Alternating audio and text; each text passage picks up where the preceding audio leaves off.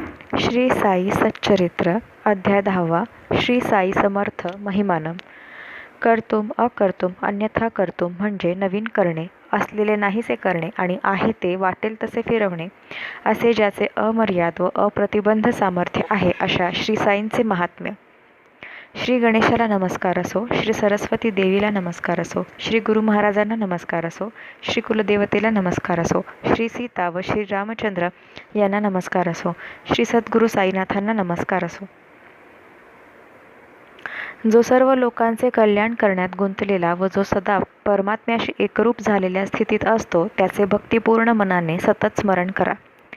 ज्याच्या स्मरण मात्रेच जन्ममरणांच्या गुंतागुंतीचा उलगडा होतो, ते हे साधनातले साधन आहे. त्यासाठी एक कवडीचाही खर्च नसतो. थोड्याशा प्रयत्नाने मोठा सगळा लाभ सहजासहजी हातात पडतो. जोपर्यंत हा इंद्रियांचा समूह सदृढ आहे, तोपर्यंत प्रत्येक क्षणाचा उपयोग करून घ्यावा. इतर सर्व देव माईक आहेत. गुरु हाच एक शाश्वत देव आहे. त्याच्या चरणी विश्वास ठेवला तर तो देवयोगाने येणाऱ्या संकटांनाही अडवून ठेवतो. जेथे सद्गुरूची उत्तम प्रकारची सेवा असते, तेथे संसारातील दुःखांचा मुळासकट नाश असतो. न्याय, मीमांसा वगैरेची व्यर्थ काथ्याकूट किंवा इतर कसलाही त्रासदायक प्रयत्न लागत नसतो. सद्गुरू नाव चालविणारा असला म्हणजे श्रद्धावान भक्त आधिभौतिक, आध्यात्मिक व आधिदैविक अशा 3 प्रकारची दुःखे सहज पार करून जातात. व्यवहारातील समुद्र पार करण्यासाठी नावाड्यावर जो विश्वास लागतो, तोच विश्वास संसाररूपी सागर तरून जाण्याला आपल्या सद्गुरूवर ठेवावा. म्हणजे तो आपल्या भक्तांची भावना व भक्ती पाहून पूर्ण ज्ञान हातातील तळव्यावर असल्याप्रमाणे समजण्यास सोपे करून शुद्ध आनंदलक्षण असलेल्या मोक्षाची सहज प्राप्ती करून देईल. ज्याच्या दर्शनाने हृदयग्रंथी तुटतात, सर्व विषयभोगांपासून मागे फिरले जाते आणि संचित व क्रियमाण कर्मांचा क्षय होतो, त्याच्या प्रभावाचे वर्णन करूया.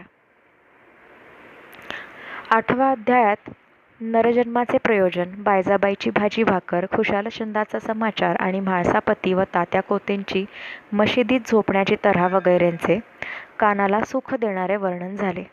9व्या अध्यायात बाबांच्या न समजणाऱ्या भिक्षा मागण्याच्या वृत्तीचे रहस्य आपण ऐकले. आता श्रोत्यांनो, बाबा कसे राहत असत, कोठे निजत असत आणि केव्हाही कोठेही कसे हिंडत असत, याविषयीचे त्यांच्या पुढील चरित्र लक्ष देऊन ऐका. बाबांचा लोकव्यवहारातील जीवन कालक्रम किती प्रशंसनीय होता. हिंदू व मुसलमान या दोघांनाही ते आईच्या ठिकाणी होते. जणू काय वाघांच्या व बकऱ्यांच्या विश्वासाचे ते एकच स्थान होते. हिंदू व मुसलमान एकमेकांशी प्रेमाने वागून शंका न घेता खेळीमेळीने हिंडत फिरत असत. पोटापाण्याची कहाणी झाली. आता साईंची राहणी कशी होती, ते कोठे कोणत्या जागी निजत असत, ते श्रोत्यांनी आदरपूर्वक ऐकावे. 4 हात लांब व एकच वीत काय ती रुंद लाकडी फळी, दोन्ही टोकाला चिंध्यांनी बांधून वर आढ्याला झोपाळ्यासारखी टांगलेली होती. अशा फळीवर बाबा झोपत असत. उशाला व पायथ्याला पणत्या पेटत्या ठेवत असत आणि फळीवर केव्हा चढत किंवा उतरत हे कोणाच्याच लक्षात येत नसे. बाबा मान वाकवून वर बसत किंवा फळीवर झोपलेले असत, परंतु ते केव्हा वर चढत किंवा उतरत याची हालचाल कोणालाही कळत नसे. अशी चिंध्यांनी बांधलेली फळी बाबांचे वजन कसे बरे सांभाळत असेल.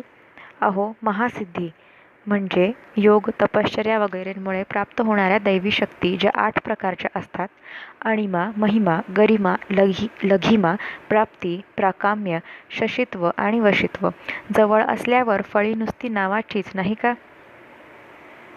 डोळ्यात जेथे अतिशय लहान कणही खुपतो, तेथे अणू एवढे लहान होण्याची अलौकिक सिद्धी असलेला माणूस सुखाने लपतो. बाबांचे देखील माशी, लहान किडा किंवा मुंगी यांच्या रूपाने सतत फिरणे होते. अणिमा सिद्धी ज्याच्या घरची दासी असेल, त्याला माशीचे रूप घ्यायला किती वेळ लागेल. जो आकाशात आधाराशिवाय मध्येच राहू शकतो, त्याला फळीचे ते काय मोठे महत्त्व. अणिमा, महिमा, लघिमा इत्यादी 8 सिद्धी व कुबेराचे महापद्म, पद्म, शंख इत्यादी 9 खजिने ज्याच्या समोर हात जोडून उभे असतात, त्याला फळी ही नुसती निमित्तच नाही का. लहान किडा, मुंगी, डुक्कर, कुत्रा, पशु, पक्षी किंवा मनुष्य, राजा किंवा भिकारी, मोठा किंवा लहान, या सर्वांना बाबा सारख्याच दृष्टीने पाहत असत. साई महाराज वरून दिसायला जरी शिर्डीत राहत होते आणि त्यांची फक्त 3.5 हातांची शरीराची मालमत्ता होती, तरी ते अत्यंत शुभ व पवित्र असे सर्वांच्या हृदयात वास करीत होते. आतून जरी ते कोणी सोबती किंवा संबंधी नसलेले व निर्विकार किंवा संसारापासून अलिप्त असे असले, तरी बाहेर त्यांना लोकसंग्रह करण्याची पुष्कळ हौस होती. आतून जरी सर्व इच्छा सोडलेले ते होते, तरी बाहेरून त्यांना भक्तांचा मोह होता. आतून जरी अत्यंत निष्काम होते, तरी बाहेरून भक्तांकरिता अत्यंत सकाम होते. आतून जरी ते आत्मशांतीचे आश्रयस्थान असले, तरी बाहेरून ते अत्यंत संतापलेले असत. आतून परब्रह्मस्थिती तर बाहेरून पिशाच्य वृत्ती दाखवीत असत. आतून अद्वैतावर प्रेम म्हणून कोठेही आसक्त नसायचे, तर बाहेरून सर्व जगाच्या घोळात गुंतलेले असत. कधी प्रेमभावाने पाहत असत, तर कधी दगड घेऊन धावत असत. कधी शिव्या शाप देत, तर कधी आनंदाने मिठी मारत असत. कधी ते शांत दांत, ज्याने आपल्या मनोविकारावर ताबा मिळवलेला आहे असे. उपरत, विषयांपासून निवृत्त. तितिक्षु म्हणजे सोशिक, सहनशील, सदा समाहित, समाधिस्थ, ध्यानमग्न. आत्मरत, आत्मानंदी निमग्न, आत्मस्वरूपी आणि भक्तांवर संतुष्ट असत. एकाच बैठकीवर सदा तल्लीन झालेले. त्यांना कोठे जाणे येणे नव्हते.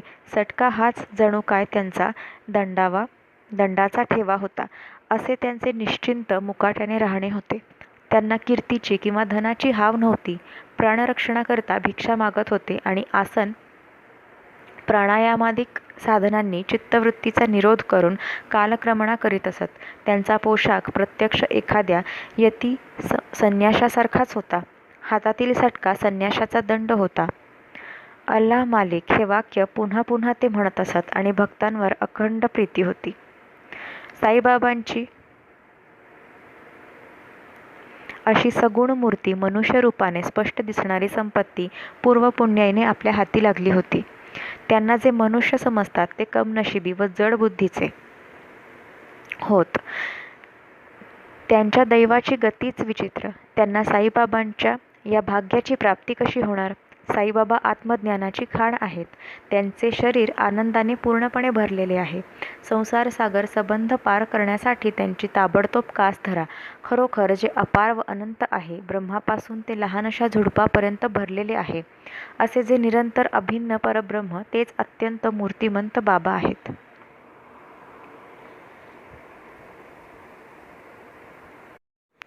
कलियुगाचा कालावधी 4,32,000 आहे. स्थूल मनाने 5,000 वर्षे गेल्यावर बाबांचा अवतार झाला. येथे श्रोते शंका घेतील की बाबांची जन्मतिथी ठाऊक नसताना कोणत्या आधाराने हे निश्चित केले? तर काळजीपूर्वक लक्ष देऊ नये का? शिर्डी क्षेत्रात निर्वाणापर्यंत राहण्याचा संकल्प करून क्षेत्र संन्यासी वृत्तीने, म्हणजे एखाद्या पुण्यक्षेत्री राहून ते क्षेत्र मरेपर्यंत सोडायचे नाही, असा नियम घेतलेल्या संन्याशाच्या वृत्तीने तेथे बाबांनी 60 वर्षे काढली. आरंभी ते 16 वर्षांचे वय असताना शिर्डीत प्रगट झाले. त्यावेळी ते 3 वर्षे तेथे राहिले होते. मग तेथून जे कोठे मधूनच नाहीसे झाले, ते दूर निजामाच्या राज्यात औरंगाबाद, बीड, नांदेड, उस्मानाबाद व परभणी हे मराठवाड्यातील जिल्हे स्वातंत्र्यापूर्वी निजामाच्या राज्यात होते आढळले. नंतर तेथून लग्नाच्या वऱ्हाडाबरोबर परत आले. ते कायमचे शिर्डीत राहिले. त्यावेळी त्यांचे वय 20 वर्षांचे होते. तेव्हापासून शिर्डीत 60 वर्षे अखंड निवास होता. हे सगळ्यांना ठाऊकच आहे. शके 1840 अश्विन शुद्ध दशमीच्या दिवशी, म्हणजे 15 ऑक्टोबर 1918, विजयादशमीला म्हणजे दसऱ्याच्या शुभ मुहूर्ती बाबा निर्धामास गेले. अशा प्रकारे बाबांची आयुष्य मर्यादा 80 वर्षांची होती. म्हणून त्यांचा जन्म शके 1760 इसवी सन 1838 साली झाला असावा, असा अंदाजाने निश्चय होतो.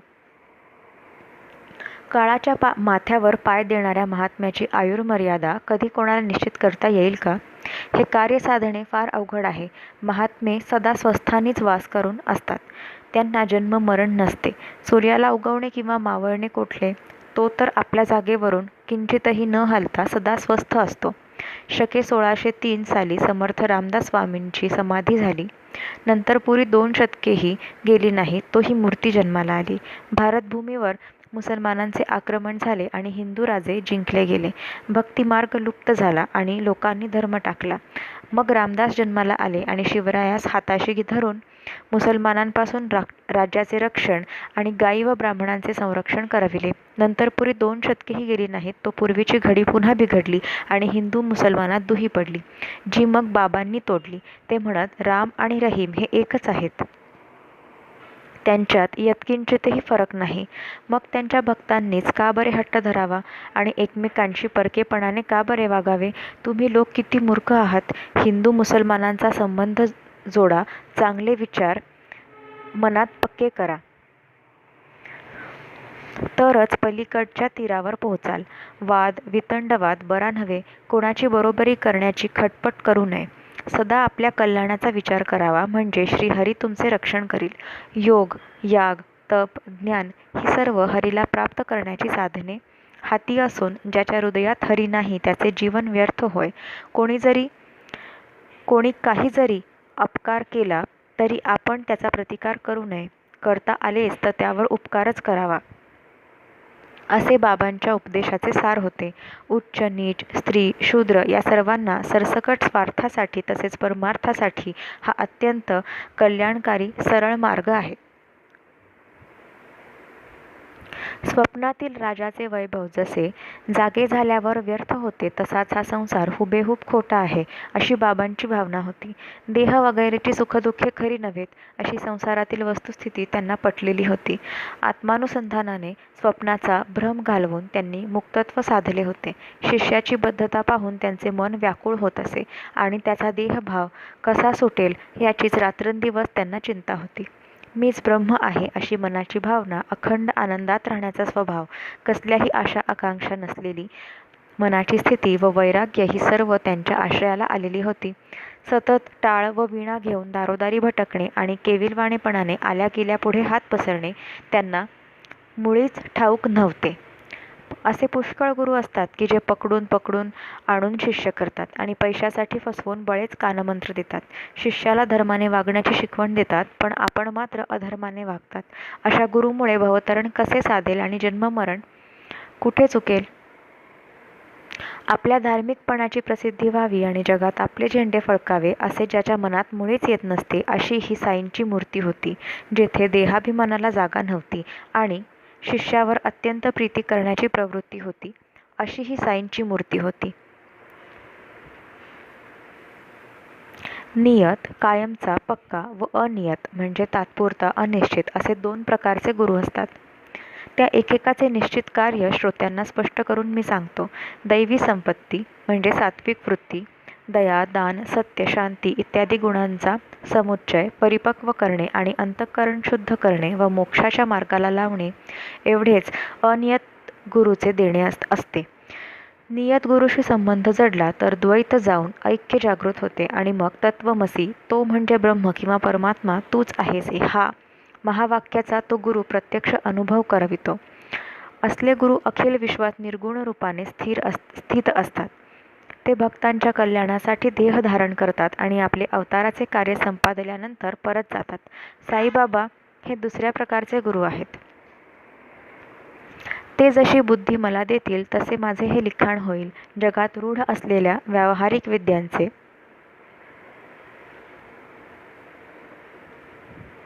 अनेक गुरु असतात. आत्मस्वरूपाचे भान करवितो तोच सद्गुरू आणि संसारसागर पार करून नेतो तोच समर्थ सद्गुरू. त्याचा महिमा सहजासहजी न कळणारा आहे.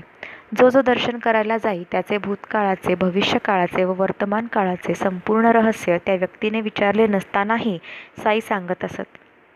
सर्व ठिकाणी सर्व प्राणीमात्रांकडे तो ब्रह्मभावाने पाहत असे. शत्रू व मित्र त्याला सारखेच वाटत असत. भेदभाव त्याला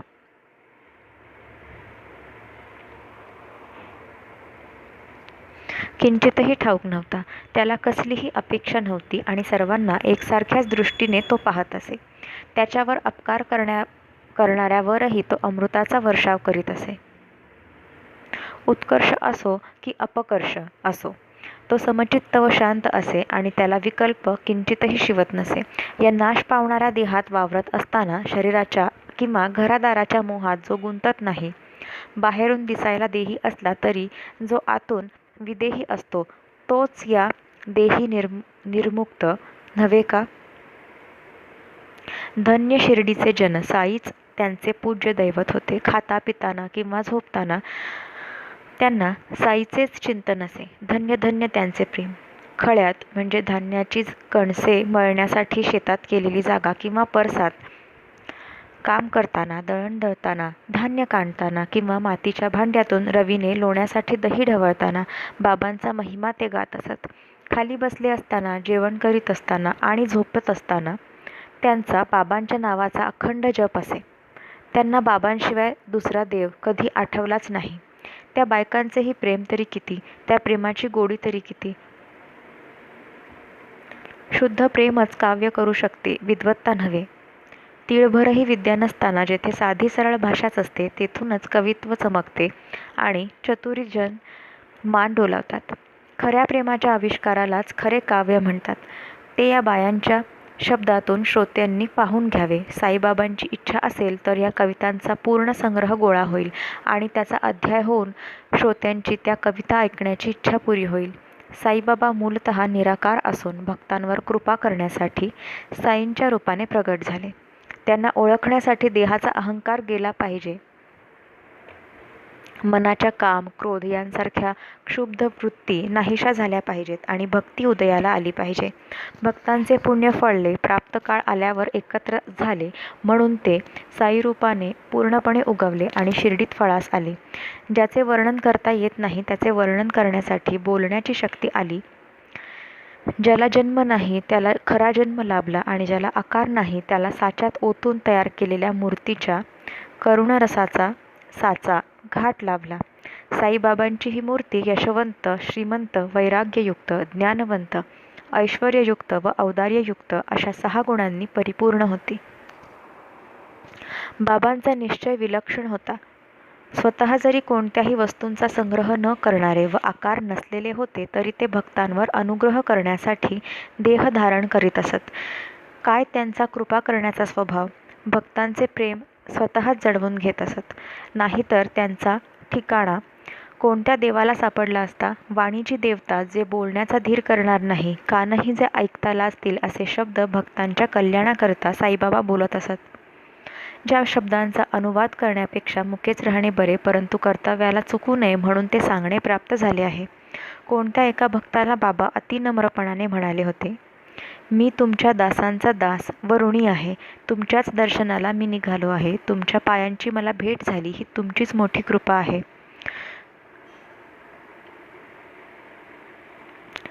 मी या सृष्टीवर धन्य झालो आहे. बाबांची कितीही लीनता, नम्रपणाची हौस पण केवढी, अभिमानशून्यताही किती उच्च व शालीनताही तशीच. बाबांचे वरील उद्गार खरे म्हणून सादर केले. कोणाला हा अनादर वाटत असेल तर मी पदर पसरतो, क्षमा मागतो. वाणीला यामुळे विटाळ आला असेल आणि ऐकण्याचे पाप टाळायचे असेल तर साईनामाचे आवर्तन करूया, म्हणजे सगळ्यांचे दोष जातील.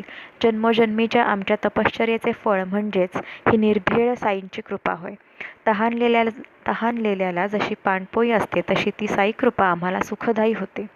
जिभेने स्वाद घेतात असे जरी सगळ्यांना बाबा भासले तरी त्यांनी काय खाल्ले याचे त्यांना भान नव्हते आणि त्यांच्या जिभेला स्वाद घेण्याची इच्छाच नव्हती. ज्यांना विषयसुख भोगण्याची इच्छा नाही ते काय विषयांचा उपभोग घेतील. विषय ज्यांच्या इंद्रियांना शिवत नाहीत ते काय विषयात गुंतून राहतील. जे जे पदार्थ पुढे येत ते डोळ्यांनी ते पाहत असत, परंतु ते पाहिलेले त्यांना कळत नसे, पाहण्याची तेथे आठवणच होत नसे. हनुमंताची गर्भफास जन्मजात ब्रह्मचर्य लंगोटी फक्त त्याच्या आईला किंवा श्री रामचंद्र प्रभूलाच मनाला किंवा डोळ्यांना दिसणारी होती, म्हणून त्याचे ब्रह्मचर्य अतुलनीय समजले जाते. परंतु साईबाबांच्या बाबतीत जेथे खुद्द आईला सुद्धा गुह्य भागाचे दर्शन नव्हते तेथे इतरांचे काय सांगावे. बाबांचे ब्रह्मचर्य खरोखरीच फार कडक होते आणि त्याचा पूर्णपणाही अपूर्व होता. बाबांच्या कमरेला कौपीन म्हणजे लंगोटी सदा असे. त्यांचे लिंग शेळीच्या गळ्याजवळच्या मांसल अवयवाप्रमाणे कुचकामाचे फक्त मूत्रत्यागाच्या व्यवस्थेसाठी अवयवापोटी अवयव होते. अशी बाबांच्या देहाची स्थिती असे. त्यांची इंद्रिये जरी कार्यरत असली तरी त्यांना विषयसुखांची इच्छा किंवा जाणीव यत्किंचितही नव्हती. सत्व रज तम वगैरे गुण बाबांच्या इंद्रियांच्या ठिकाणी पक्के बसलेले असले आणि बाबांचा व्यवहारात कर्तेपणा दिसत असला तरी त्यांना आसक्ती कोठेही शिवत नसे. बाबा निस्संग, सर्व मायामोहापासून मुक्त, चिन्मात्र म्हणजे शुद्ध ज्ञानस्वरूप व आत्माराम आत्मानंद लाभलेले होते. काम क्रोध वगैरेंचे ते नाश पावण्याचे साधन होते. ते सदा निष्काम असून पूर्णपणे अवाप्त काम, सर्व आशा आकांक्षा पूर्ण झालेले होते. विषय सुखेही त्यांना ब्रह्मरूपच वाटत असत आणि पुण्य पापाच्या परतण्याचे ते निवृत्तीस्थान होते. एकूण अशी बाबांची परमात्म्यात मिळून गेलेली मुक्त स्थिती होती. ज्ञानावल्लीने ओठ म्हणता जो गादी सोडून बाजूला झाला त्याच्या ठिकाणी देहाचा अभिमान अथवा दुसऱ्या व्यक्तीशी भेदभाव स्वप्नातही शक्य नाही. या मृत्यूलोकी काही मिळण्याजोगे नाही व परलोकीही साध्य करण्याजोगे उरले नाही, असा हा संत लोकांवर अनुग्रह करण्याकरता या पृथ्वीवर अवतरला होता. हे संत करुणेचे सागर असतात. दुसऱ्यांवर कृपा करण्याशिवाय यांचा अवतार घेण्यात आणखी काही हेतू नसतो. दुसऱ्याच्या कल्याणासाठी ते अत्यंत कृपाळू असतात. त्यांचे हृदय लोण्यासारखे अत्यंत मऊ असते. असे कोणी म्हणतात, लोणी फक्त आपल्या तापाने विरघळते, तर संतांचे हृदय परक्याला झालेल्या तापाने सुद्धा द्रवते. ठिगळे लावलेली कफनी ज्याच्या अंगावरचे वस्त्र आहे, तरट म्हणजे गोंडपाट ज्याचे बसण्याचे व झोपण्याचे साधन आहे आणि राग लोभ इत्यादी भावनांशिवाय ज्याचे मन आहे, त्याला चांदीच्या सिंहासनाची काय पर्वा. त्याची म्हणजे सिंहासनाची जरी त्याला अडचण भासली तर आणि भक्तांनी ते पाठीमागे सरकवले तरी त्यांच्या भक्तिभावाकडे पाहून तिकडे तो लक्ष देत नसे. साईबाबा शिर्डीरूपी सरोवरातले कमळ होते. भक्त त्यांच्या सुवासाचा उपभोग घेत असत. अभागी बेडकांच्या अर्थात बाबांची भक्ती न करणाऱ्यांची वाट्यास चिखलच असे आणि तोच ते सदा कालवीत बसत असत. बाबा कोणाला योगासने, प्राणायाम किंवा इंद्रियांचे दमन करण्यास सांगत नसत किंवा तंत्र मंत्र किंवा यंत्र यांनी पूजा करण्यास सांगत नसत. कान फुंकणे तर मुळीच नाही. बाहेरून दिसायला लोकांचे व्यवहार पाळणारे दिसत, परंतु आतून वेगळेच असत. व्यवहारात ते अत्यंत हुशार असत. दुसऱ्या कोणाला तितके चातुर्य शक्य नव्हते. संत भक्तांसाठीच देह धारण करतात आणि त्यांच्या मनाच्या सर्व भावना व व्यवहारातील सर्व वागणे ही भक्तांसाठीच असते. लक्षात ठेवा, साई महाराज शांतीचे भंडार आहेत. शुद्ध परम आनंदाचे स्थान आहेत. त्यांना माझा अभिमानाशिवायचा व दोषाशिवायचा साष्टांग नमस्कार असो. ज्या ठिकाणी साई महाराज चालून आले ते स्थान मोठ्या पुण्याईने पावन झाले असले पाहिजे. पूर्वजन्मीचे चांगले कर्म गाठी असल्याशिवाय असा खजिना हाती लागणे फार कठीण. शुद्ध बीजाची या पोटी येती फळे रसाळ गोमटी या म्हणीची परीक्षा शिर्डीत लोकांनी घेतली. तो हिंदूही नव्हे व मुसलमानही नव्हे. त्याला ना आश्रम ना वर्ण, तरी पण तो सुखदुःख, उद्योग व घोर चिंता यांनी भरलेल्या संसाराची मुळासकट काटाकाट व विध्वंस करीत असे. बाबांचे चरित्र आकाशाप्रमाणे अनंत, अपार व गहन आहे. ते समजून घेणे त्यांच्याशिवाय कोणाला शक्य आहे. चित्ताचे काम चिंतन असते. चिंतन केल्याशिवाय ते एक क्षणही गप्प बसत नाही. त्याला विषय दिले तर विषयांचे चिंतन करते आणि गुरु दिला तर गुरुचे चिंतन करते. म्हणून सर्व इंद्रिय केवळ कानात गोठवून साईगुरूंचे महात्म्य जे वर तुम्ही ऐकलेत तेच त्यांचे सहज घडणारे स्मरण, कीर्तन व भजन होय. पंचअग्निसाधन, 4 दिशांना 4 अग्नी पेटवून सबंध दिवसभर उन्हात म्हणजे वरच्या 5व्या अग्नीखाली बसून कडक तपश्चर्या करणे, यज्ञ, याग, मंत्र, तंत्र व अष्टांग योग, यम, नियम, आसन, प्राणायाम, प्रत्याहार, धारणा, ध्यान व समाधी अशी 8 अंग असलेली साधना, हे प्रयोग फक्त ब्राह्मणांना शक्य आहेत. इतरांना त्यांचा काय उपयोग. संतांच्या कथा मात्र तशा नव्हेत. त्या सर्वांनाच सरसकट चांगल्या मार्गाला लावतात. संसाराच्या किंवा पुढील जन्माच्या भीतीने दुःख दूर करतात आणि आपला परमार्थ म्हणजे मोक्ष दाखवून देतात. संतांच्या कथांचे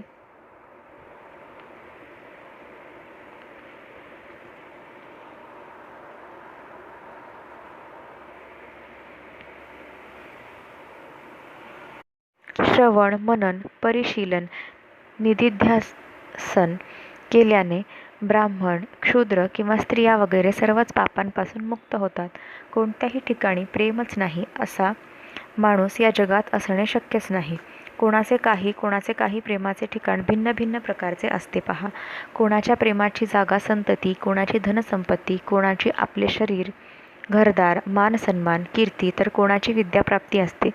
जे प्रेम विषयसुखांच्या ठिकाणी वाटते ते सर्व जेव्हा एकत्र होते आणि हरिचरण रूपी मुशीत आटते ते मग भक्तिरूपाने प्रगट होते. म्हणून घरादारातील प्रपंचातला साईचरणाला चित्त समर्पण करण्याचा हा सोपा मार्ग अवलंबा. या सोप्या मार्गाने त्याची कृपा तुमच्यावर होईल. अशा प्रकारे जर थोड्याच साधनांनी मोठा लाभ होतो तर हे श्रेय संपादन करण्यासाठी लोकात औदासीन्य का बरे असते?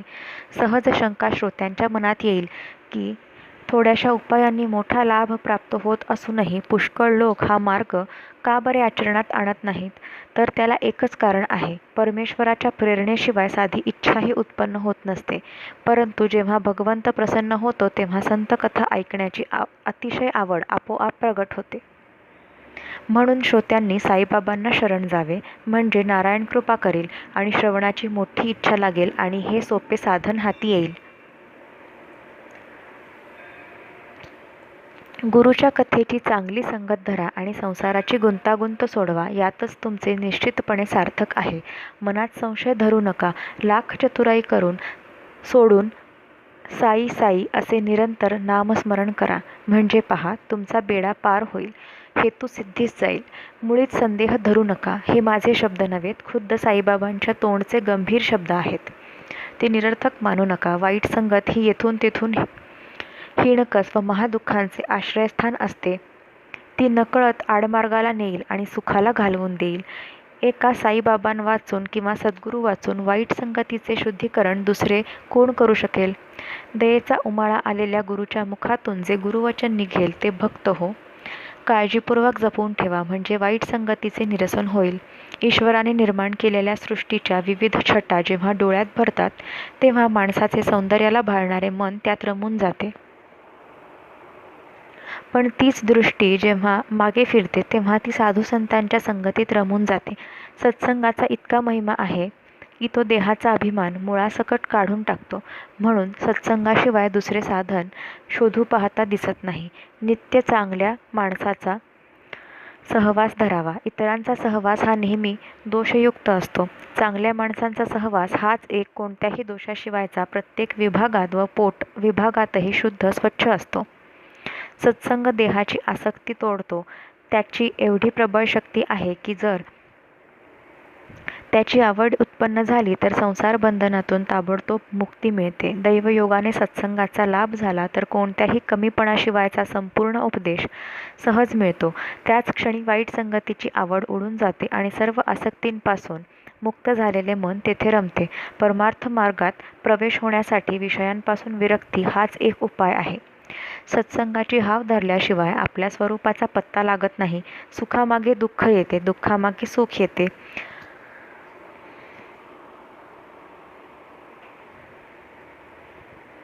जीव सुखाला सारखा सामोरा जातो, पण तोच दुःखापासून दूर पळतो. सामोरे जा किंवा पळून जा, होणारे जरूर होतेच. या दोन्हीच्या भोगांपासून एक संतांचा सहवासच सुटका करू शकतो. सत्संगामुळे देहाचा अभिमान जळतो. सत्संगामुळे जन्ममरणांचा फेरा चुकतो. सत्संगामुळे चेतना देणाऱ्या मूळ शक्तीची म्हणजे परमात्म्याची भेट होते आणि हृदयाच्या गाठी तटातट तुटतात. उत्तम गती मिळवण्यासाठी संतांची संगत हीच एक पापांपासून मुक्त करणारी गोष्ट आहे. संतांना अनन्यपणे शरण गेले की आपली स्वस्थता किंवा शांती हाती येते. जे लोक कधी देवाचे नाव घेत नाहीत, देवाला कधी नमस्कार करीत नाहीत, ज्यांना देवाबद्दल भक्ती नाही, जे देवाचे भजनही करत नाहीत, त्यांचे मन देवाकडे वळविण्यासाठी थोर संतांचा अवतार असतो. गंगा, भागीरथी, गोदावरी, कृष्णा, वेण्णा, कावेरी व नर्मदा या नद्या साधूंच्या पदकमलांची आशा करतात आणि ते आपल्याकडे स्नानासाठी कधी येतील याची वाट पाहत असतात. या नद्या जगाची पापे स्वतः धुतात, परंतु त्यांच्या ठिकाणी गोळा झालेल्या सर्व पापांचा नाश साधूंचे चरण येऊन पोहोचल्याशिवाय होत नसतो. मागील जन्माचे भाग्य उदयाला आले म्हणून साई महाराजांचे चरण जोडले गेले. जन्म मरण आपल्या जागीच राहिले आणि समस्त संसाराचे भय नाहीसे झाले. सज्जन श्रोतेजन हो, आत्तापर्यंत ऐकलेल्या गोष्टींचे मनन करूया. थोडी विश्रांती घेऊया, मग पुढील निरूपण प्रगती करेल. हेमाडपंत साईंना शरण आलेले आहेत. ते म्हणतात, मी तर साईंच्या पायाची वाहन आहे. सदा कथांचे वर्णन करीत राहीन आणि सुखसंपन्न होत जाईन. काय ते बाबांचे मनोहर व सुंदर ध्यान! मशिदीच्या कडेवर उभे राहून भक्तांचे कल्याण करण्याच्या हेतूने एकेकाला उदी देत असत. हा संसार मिथ्या आहे अशी ज्याला जाणीव आहे, ब्रह्मानंदात जो सदा रमलेला आहे व ज्याचे मन उमललेल्या फुलासारखे सदा टवटवीत व प्रफुल्लित असते, त्याला साष्टांग नमस्कार असो. डोळ्यात ज्ञानाचे काजळ घालून जो ब्रह्मज्ञानाचा शोध लावून देतो, असा ज्याचा महिमा आहे, त्याला साष्टांग नमस्कार असो. पुढील अध्याय याहून चांगला आहे. कानातून हृदयात शिरला तर हृदय मंदिर पावन करील आणि गाळसाळ काढून टाकील.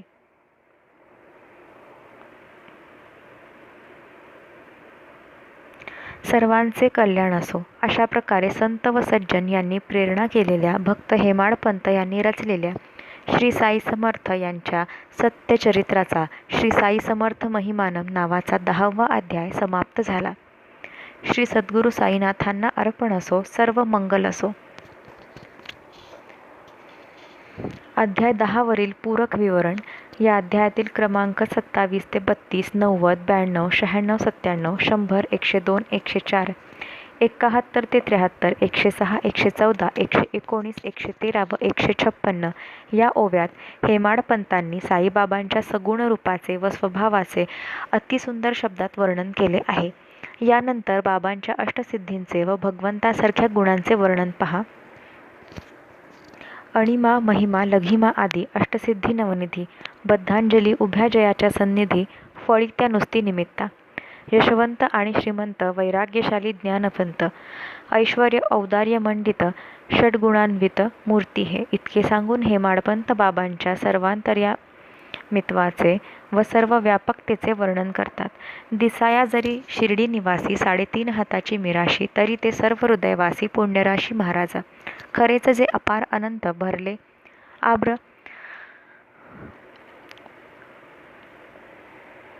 स्तंभपर्यंत, ऐसे जे निरंतर अभिन्न अत्यंत मूर्तिमंत ते बाबा. आणि मग त्यांच्या मोक्षदायित्व सामर्थ्याचे वर्णन करून त्यांचे नित्य स्मरण करण्यात आणि चरित्रगायन करण्यास सांगतात.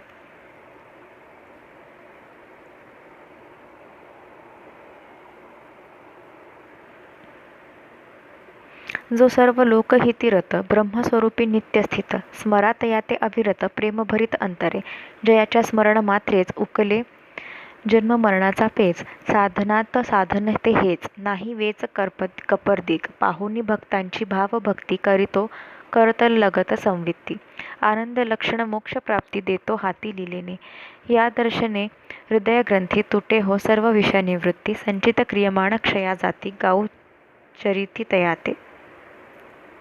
म्हणून स्वतः हेमाड म्हणतात, हेमाड साईस शरण, मी तो तयांचा पायीची वाहन, करीत राहीन कथा निरूपण, होईल सुख संपन्न तितुकेनी.